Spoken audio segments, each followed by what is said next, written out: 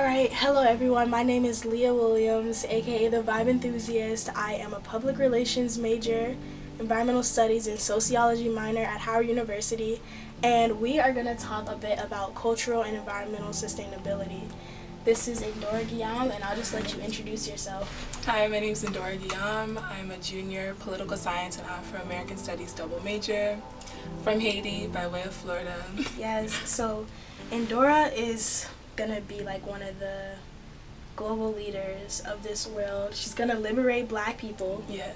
Mind, body, soul. Yes. And okay, just so you're from Haiti, right? Yes. So could you tell me a bit more about how your upbringing in Haiti shaped your relationship with the environment? Well, nature, like, we view ourselves as nature. Like, there's not really a distinction. So I feel like it's made me more appreciative of just like natural stuff, like natural beauty, natural products, natural oils. Like that's what I trust, you know what I mean? Like, I grew up believing in these things, using them. So I guess it's made me more like appreciative of what the environment gives us. Yes. Okay, tell me about some Unity. Haitian proverbs. So l'union fait la force, that's on our flag.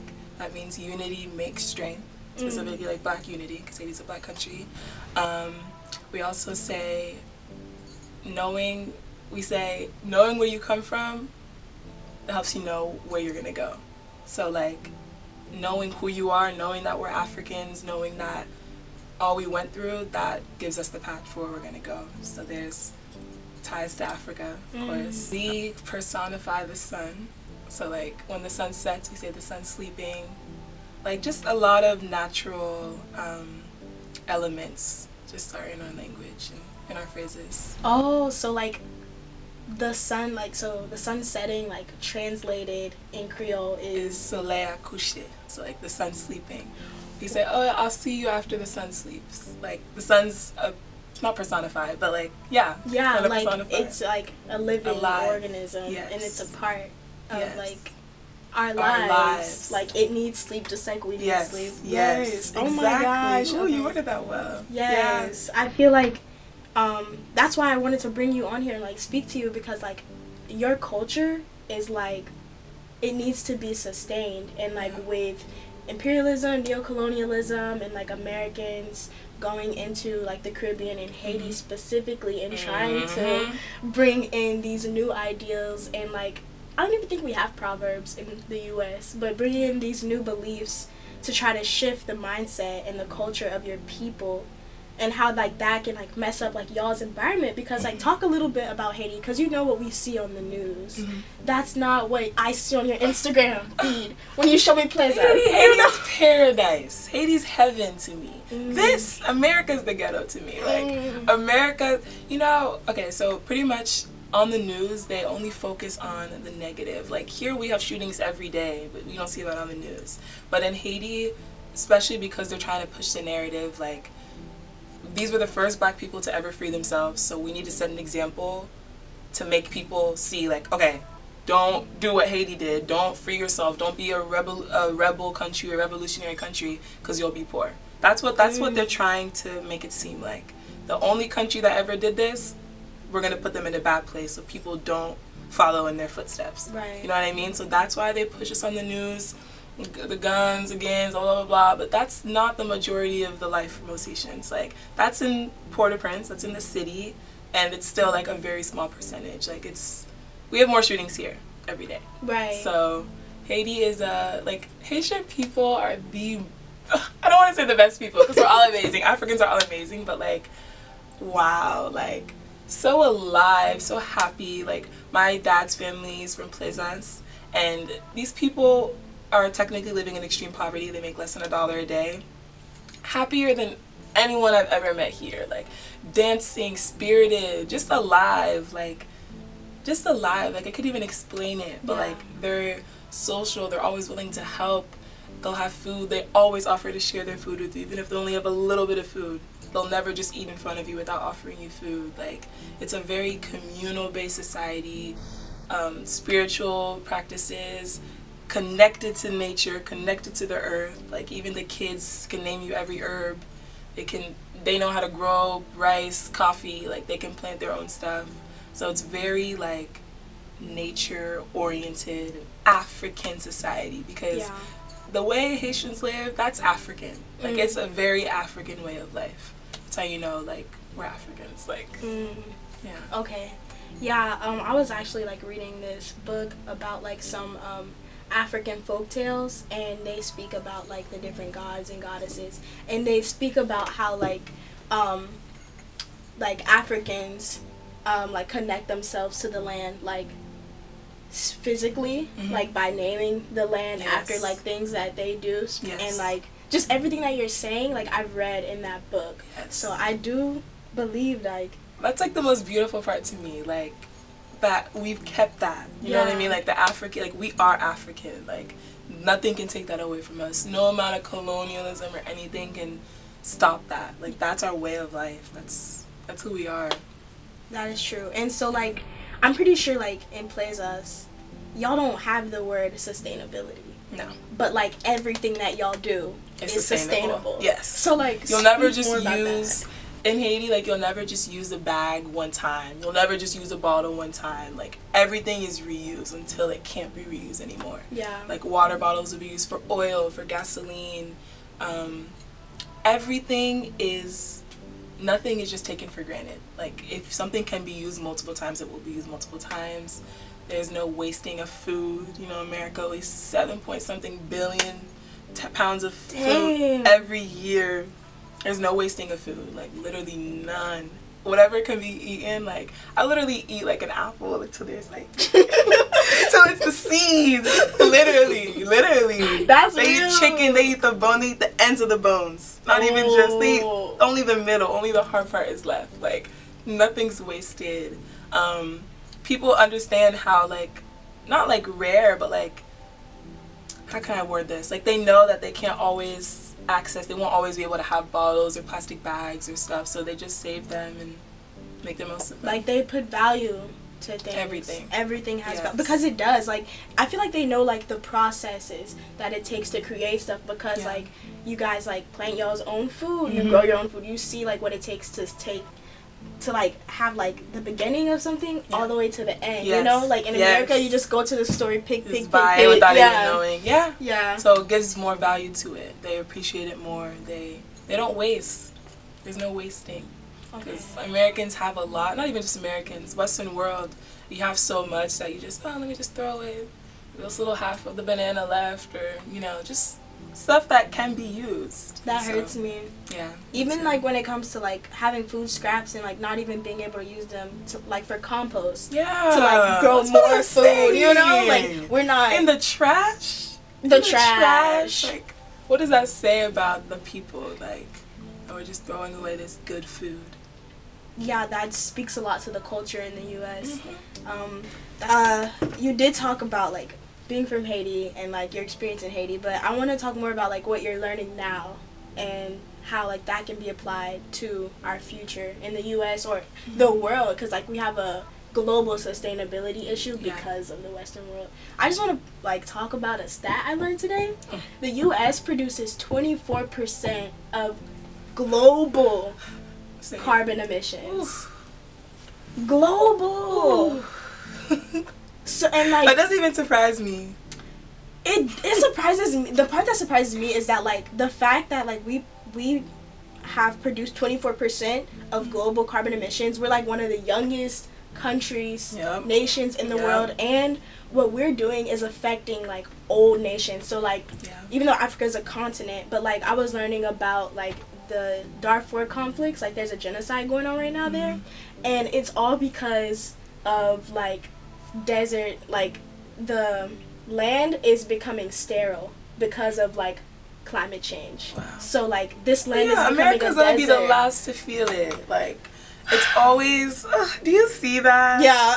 Ooh.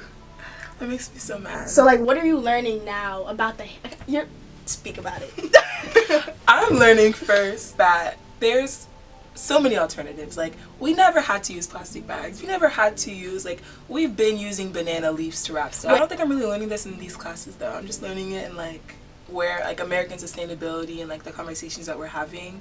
but we never needed, like, plastic, 'cause this is cheap. They found the cheapest way to produce things when nature literally gives us everything we need. Like, we can make bags stronger than that out of bananas, out of leaves, like, stronger than that, you know what I mean, that are sustainable and that biodegrade.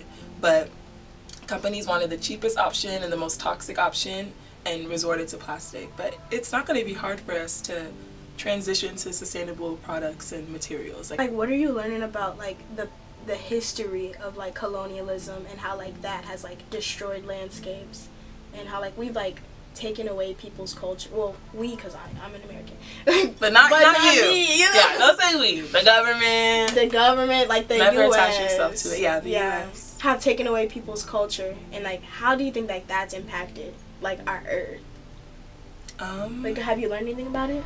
Yeah, actually, I'm in an African language and culture class, and we're learning about how, like, indigenous languages are being spoken less and less. Like, the colonial languages were pushed, so people are speaking English more, or, like, Swahili, but, like, not, like, the indigenous languages of their region. And there's a lot of knowledge in those languages, on herbs, on medicine, on just ways of living that are going extinct, on the path to being extinct because of colonialism. And, like, these people believe that they feel a sense of pride speaking English. They feel like that's educated. They feel superior almost. And so they're neglecting the elders who speak these indigenous languages and all the millions worth of knowledge that are in them. They're kind of being pushed to the side. And, like, practices, like, we're learning, like, irrigation practices, like the Tossa technique, where they dig really deep holes all along, like, a ground, so, like, 3 feet away from each other, let's say, really deep holes, and they build a dam nearby, so then it rains, and those holes store the water, so that even when it's not raining, there's still water that can be dispersed. And that's done in the indigenous communities. But now in the more colonized, like, urban centers and city centers in Africa, they're using European methods that don't really work, that yield less than a quarter of what the Tossa technique yields, because that's a technique that's used by farmers, and, you know, those people aren't as respected now in those societies as they were. Like, those were the people who we turned to for everything.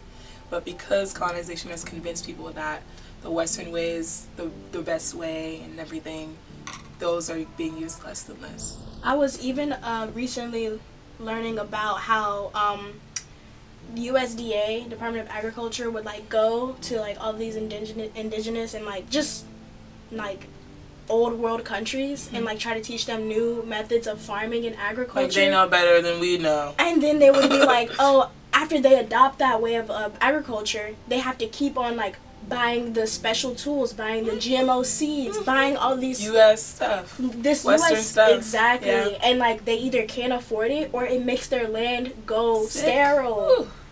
And so these people are, like, not eating, and they have, like, given up their indigenous and cultural practices attached to their specific land because of, like, colonization. Western, So, or I don't even, is it colonization now? Neo-colonialism. Yeah. So it's just, like, this stuff is, like, super important. Yeah. And, like, what you're learning is gonna, like, help you shape how you build your new communities. Yes. Especially, like, do you want to talk about your nonprofit? Yeah. Okay. So I started a nonprofit called Ayifraka. It has a focus in Haiti, but it's going to span all across the diaspora. We're doing community outreach, building homes, educational seminars, mental health services. My site has a library with, like, texts on Pan-Africanism, Black Power, colonialism, African history, pre-colonial African history. So its focus is to empower Africans all across the diaspora, mentally, physically, and spiritually, through education, compassion, and, like, numerous services and projects. And like I said, it has a focus in Haiti, and my family has a nonprofit called Foundation Guillame in Plaisance, so we're going to do work with them. We've actually had some people come, like soil experts and stuff, who are coming and, like, helping us find ways to just, like, use the most of our land and do the most with it, because Plaisance has really fertile soil. Like, that soil could, I want to, like, bring it here and, like, grow my plants in it. Like, the soil is really fertile, a lot of nutrients, so a lot can be done with it. So yeah, we're even teaching the kids about like sustainable practices. Like a lot of the times they'll just like throw wrappers and stuff like plastic on the ground. Like they didn't know not to do that, so like they're learning that in the schools now. And yeah, just ways to be more sustainable. Yeah. To the point where you're saying like they were like throwing wrappers and stuff, because like that's not natural for things to not biodegrade. Exactly. You know? No, that's why they think that though. That's why we have to tell them like that's gonna take millions of years. Like you guys can't be doing that. And they're like, what do you mean? Yeah. No, I get it. Yeah. But yeah, like congrats on starting your nonprofit. Thank you. And like I know that like what you're learning here at the Mecca will help you shape 100%. the way that you like lead this nonprofit, and like you'll be able to like implement practices that are like sustainable, that are good for our people, that are good for the earth, Empowering. and all people. Yes. Cool. Do you think that we will be able to shift the attitude? 100%. 100%. I'm not one of those people who has no hope. Man, humans are so fucked up. We're so greedy now. That's not true. Humans are good people. Like, I believe in the good of people. I don't think most people are greedy and selfish, and no. That's what they're trying to convince you. Governments, yes. You know what I mean? Yeah. They're greedy. They're selfish. Capitalists, yes. But the people, we are not like that. Like, I have faith and hope in the people all over. Like, I've traveled. Like, I've seen. Like, I have hope. Yeah. I really do know it's going to get better. Like, people are learning now more than ever. Everyone's finding out. People are tapping into their African roots. People are going back. People are, you know, rejecting this indoctrination like more than ever before. So Yeah. like I have no doubt that Yeah. things are gonna get better. That we will turn to a sustainable environment and economy. Like, no doubt. I agree. At Like all. humans are innately good. Yes. We want to survive. We want to help each other. We Yes. want to be of service to the Yes, planet. And I yes. feel like we didn't know that we were doing this to the earth because of, you know, like, Because it wasn't really us. it wasn't. All the major damage that's been done on this environment is done by the top 3% of corporations. Like, Yeah. it's not us. Yeah. Even black people, like, we reuse our plastic bags. We keep them and just use them for trash and stuff. Like, we're not really to blame, I don't think. But now that we're aware of what's going on, it's our job to, like, push our officials and make it, like, Yeah. a requirement. You know, like, we really stand on it. Like, this has to be a way of life. Yes. Like, this can't just be some corporate promise. yes. This can't just No. be some wordplay that you're using for your PR strategy. Like, no. We need action. Yeah. We need integrity behind those words. Like, Period. I feel you. And I do believe, like, a shift will happen. It's already happening. Yeah. Yeah. Like, It just, things take time, you know what I mean? Not like a lot of time, but things take time. Like, we're in the early years of sustainability being talked about. Like, do you remember talking about sustainability in middle school? Not really. End of high school is when, like, the conversation became, like, national. That is People true. were, oh, no plastic straws. Like, that's when that started, 2-3 years ago. So, I have no doubt. We're we gonna got do it. this. We And, got like, this. we are going to be the leaders of it. You already know! There's power in that bomb. No, but yeah. Yes. Like, it's just our duty, really. Exactly. And, like, duty, responsibility. Because sometimes I think, like, I found myself these days thinking about, like, how what I'm doing is not really for me. It's, like, for my children, for, like, too. the next generation. Yes. Like, That's I'm- how we need to be living. African people. Like, it shouldn't be for us. Like, we should be doing this for the future, like you said. Like, we have a responsibility. Yeah, you know, our lives are already hard. Like, we're dealing with racism, sexism, like, literally a million of other things. But we still have responsibility. And that makes us stronger. You know what I mean? Like, I'm more than willing to take on that responsibility. I don't want to... Because, like, if we don't, then they win. Exactly. You know what I mean? We have Like, to. We have to. And we're strong enough to. We've been. So, like, we can do it. Like, it actually gives me more motivation to, like, have that and know that, like, on the days when, like, me, like, I physically... It's greater and than not, you. Yeah, it's like, Yes. I summon Me that too, power. Like, me come too. on! Yes, literally. Literally. Summon that power. Literally. Because it's real and it's true and it's in us. Like, all of us. It is. All of us. I see it, especially being on this campus and, like seeing it be ignited. One candle has the ability to light 1,000. Ooh. That's been like a quote that's been in my mind. All it takes is one candle to light 1,000. So just keep doing what you're doing. Like, believe that you yourself have the ability to change the world, because you literally do. Yeah. Like, we do. You can change the whole consciousness of one class, of one space, by one statement. And that can stick in their minds and change the way they live and deal with things in their life. So Whoa. even though like it can be discouraging sometimes, like, remember that you have that power. Like, you literally can change it.